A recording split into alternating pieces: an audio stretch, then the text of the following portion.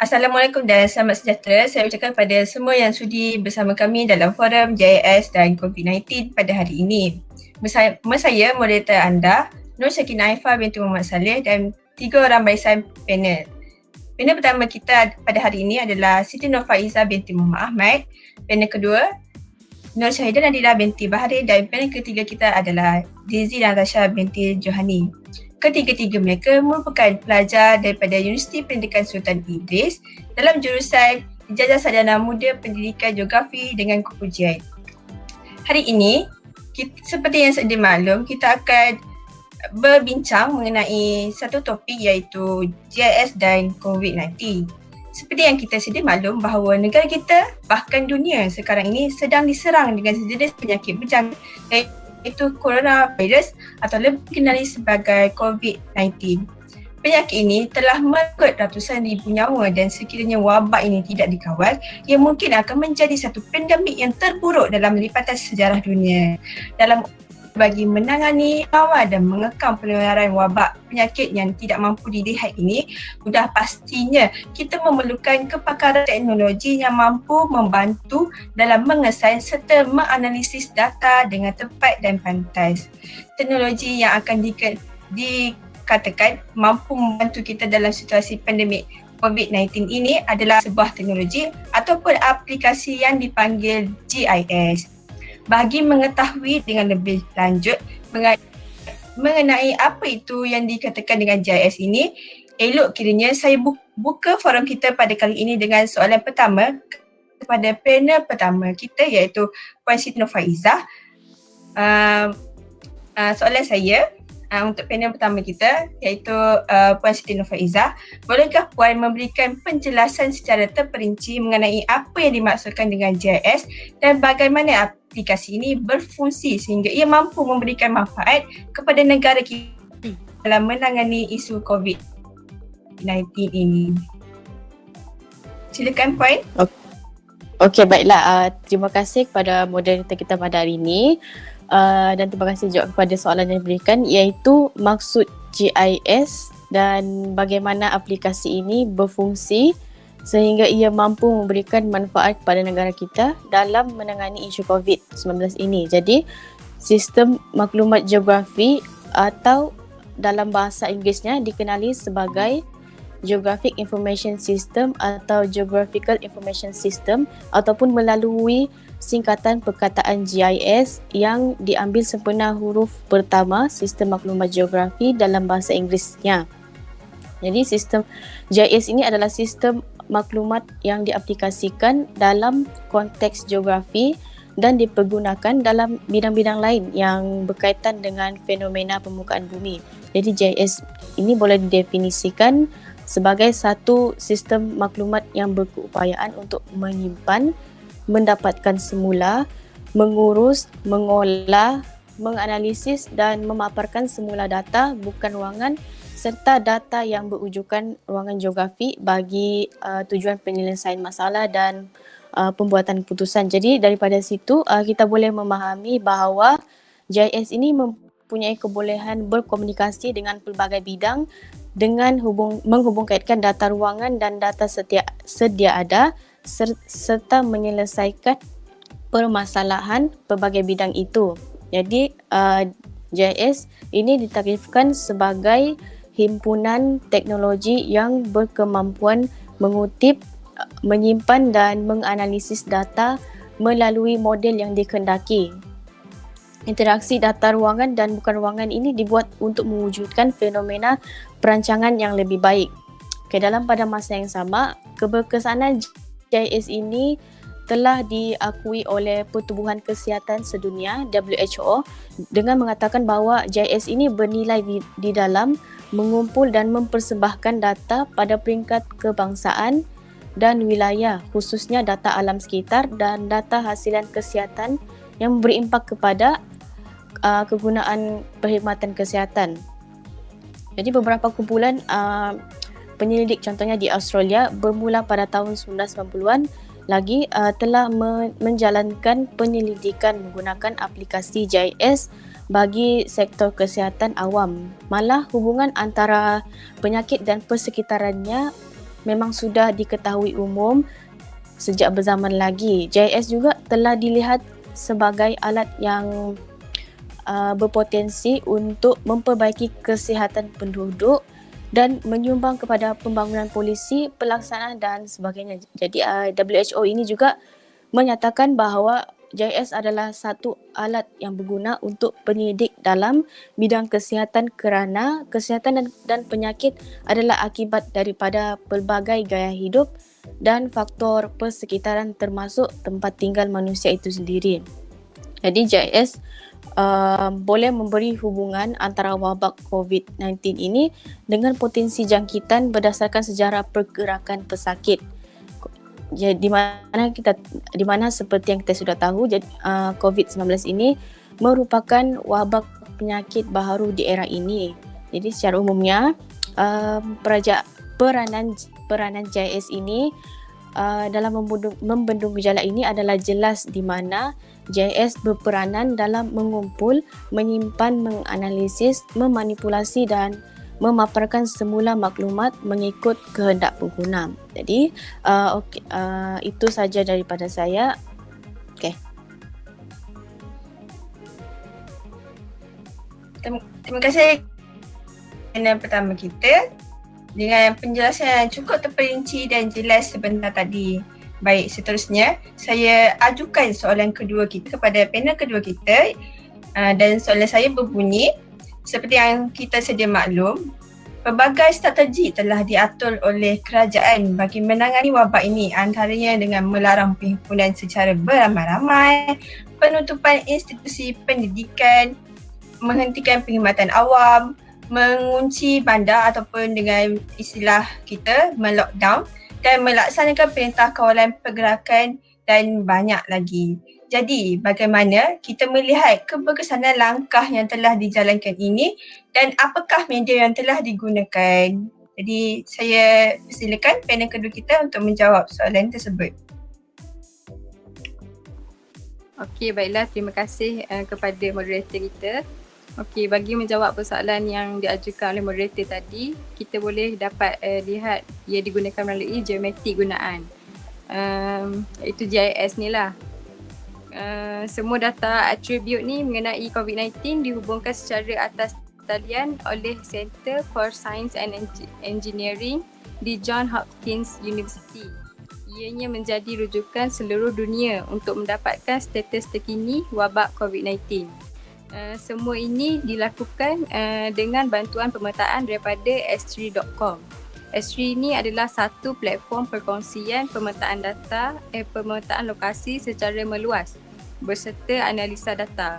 Selain dashboard oleh Johns Hopkins University, terdapat juga dashboard daripada WHO, Japan COVID-19, Canada Outbreak, COVID-19 Outbreak Italy dan Hong Kong COVID-19.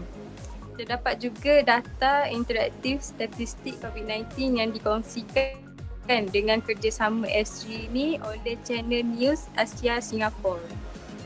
Semua data ni adalah berasaskan GIS.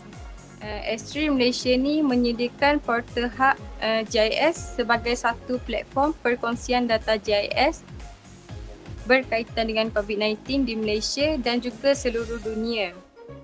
Terdapat juga dashboard di Malaysia ni yang boleh dilihat dengan lebih jelas dan mudah difahami. Selain itu, terdapat beberapa aplikasi yang berguna untuk diakses, iaitu peta lokasi hospital, lokasi hospital rujukan dan 19 pusat kuarantin di seluruh Malaysia. Peta lokasi yang dilawati pesakit juga boleh diakses untuk memberikan nasihat perjalanan kepada penduduk Malaysia. Aplikasi taburan penduduk berisiko dijangkiti COVID-19 juga boleh diketahui dengan melihat peta kawasan PKPD dan aplikasi peta lokasi aduan pelanggaran PKP ni oleh rakyat Malaysia. Kesemua aplikasi ini adalah berasaskan sistem yang sama, iaitu GIS. Selain daripada itu, terdapat juga aplikasi GIS yang dibangunkan oleh negeri Sarawak yang dipandangkan kes-kes di negeri itu bagi memudahkan penyeliaan di sana. Manakala di Pulau Pinang juga terdapat dashboard Penang lawan COVID-19 bagi tujuan yang sama. Terdapat juga aplikasi dashboard GIS yang dibangunkan oleh syarikat swasta dan pusat pengajian tinggi seperti Map2U, Sdn Berhad dan UTHM yang memaparkan status terkini kes COVID-19 di Malaysia. Okey, di sini dapatlah disimpulkan bahawa semasa negara menghadapi situasi COVID-19 ni, geometrik gunaan melalui GIS telah diguna pakai secara meluas bagi membantu penduduk Malaysia, malah penduduk dunia untuk mengetahui maklumat terkini tentang COVID-19 secara terus melalui paparan peta GIS. Okey, itu saja daripada saya. Terima kasih.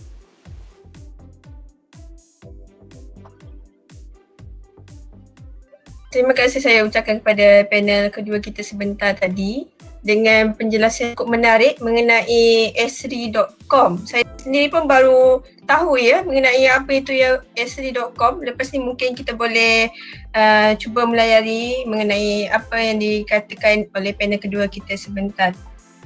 Baiklah, kita teruskan dengan soalan yang ketiga, iaitu kepada panel kita yang ketiga, Cik Daisy Natasha. Soalan saya untuk panel ketiga kita adalah, saya kira ramai di luar sana mungkin tak tahu atau kenali apakah antara aplikasi GIS yang telah dibangunkan oleh kerajaan ataupun NGO di luar sana dalam usaha untuk menangani COVID-19. Bagaimana aplikasi-aplikasi tersebut berfungsi? Jadi saya persilakan panel ketiga kita untuk menjawab persoalan tersebut. Baiklah, terima kasih kepada moderator kita, Puan Syakina. Okey, seperti yang panel kedua tadi iaitu Puan Nadira kata, Esri ni merupakan salah satu platform yang ada di Malaysia untuk memudahkan GIS. Tetapi ada satu lagi aplikasi di mana satu Malaysia tahu aplikasi ni dan diguna pakai untuk seluruh rakyat Malaysia, iaitu MySejahtera. Tapi tak semua orang tahu MySejahtera itu merupakan salah satu aplikasi GIS. Yang mereka tahu MySejahtera ni adalah untuk scan kalau kita datang tempat orang, dia cuma tahunya scan je. Tetapi dia tak tahu pun dalam-dalamnya apa function dia. Jadi pada hari ini saya akan membincangkan mengenai kegunaan MySejahtera dalam konteks GIS atau geografi. Yang pertama ialah risk status. Kalau kita tengok dekat apps dia, risk status ni dia berfungsi menjawab soal selidik seperti yang kita sedia maklum yang kita dikehendaki duduk di rumah. Kita tak dibenarkan untuk keluar. Jadi macam mana orang-orang yang kat dalam rumah ni nak tahu dia ni ada simptom ke tidak? Jadi dengan adanya risk status ini, dia membantu pihak kerajaan untuk mendapatkan data-data terperinci mengenai keadaan orang dalam rumah itu sendiri. Seterusnya kita berbalik kepada MySejahtera bahagian hotspot. Saya kira tak semua orang tahu apa kegunaan hotspot ni sebab saya pun baru-baru cuba untuk buat hotspot ni. Hotspot ni merupakan satu tempat di mana kalau kita tekan benda Allah tu, dia akan detect keliling kita 1 kilometer daripada kita ada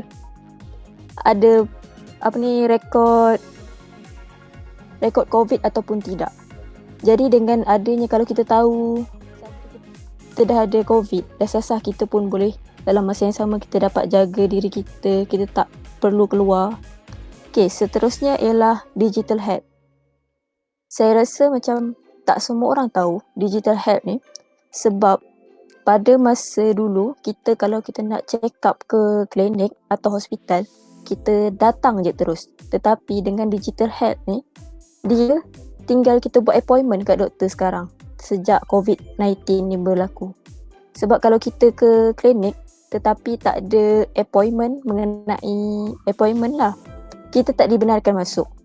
Sebab itulah kepentingannya MySejahtera dalam GIS untuk kita dapat tahu boleh ke tidak kita masuk. Sebab takut juga kalau klinik tu sebenarnya ada. Jadi dengan ini bantuannya dapat kita sama-sama menjaga diri kita sendirilah. Seterusnya ialah health facility. Okey. Ini dia lebih kepada orang yang duduk di luar bandar lah. Sebab kalau orang-orang yang di tengah bandar, dia dah tahu ke hospital mana paling dekat, klinik mana paling dekat.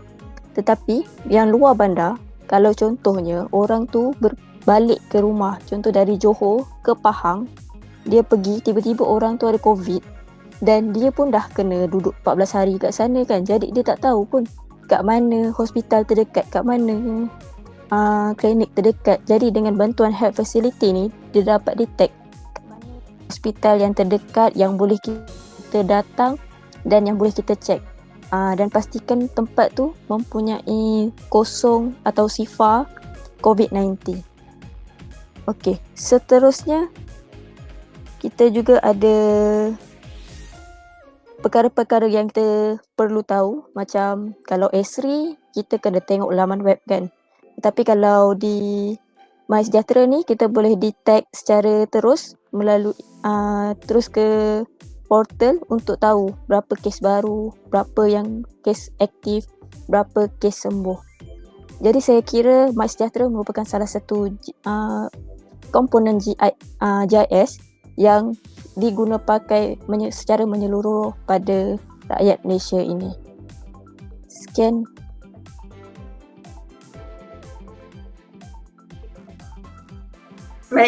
Baiklah, terima kasih untuk panel terakhir kita, Panel Zee Natasha. Jadi saya kira dengan kupasan yang begitu menarik daripada para panel kita pada hari ini, sememangnya dapat kita ketahui bahawa aplikasi GIS ini sangat memberi manfaat dan membantu untuk kita yang berada di situasi wabak COVID-19 ini. Jadi seperti yang sedia maklum bahawa teknologi yang sedia ada ini seharusnya digunakan dan diaplikasikan dengan sebaik mungkin. Dan janganlah kita menggunakan teknologi ini untuk sesuatu yang tidak begitu baik ataupun untuk yang kurang memberi manfaat. Jadi macam yang kita tahu daripada para panel kita, aplikasi GIS ni sememangnya telah digunakan dalam pelbagai kaedah, pelbagai bidang, terutamanya dalam bidang kesihatan kita. Dan kita baru ketahui bahawa sememangnya banyak aplikasi yang telah menggunakan GIS tanpa kita sedari, dan saya harap dengan perkongsian daripada forum kita pada hari ini dapat memberi manfaat dan dan kebaikan kepada semua yang berada di luar sana. Saya harap kita dapat berjumpa di lain waktu. Jadi sekian saja forum kami pada kali ini. Assalamualaikum dan terima kasih. Terima kasih. Terima kasih. Sama-sama.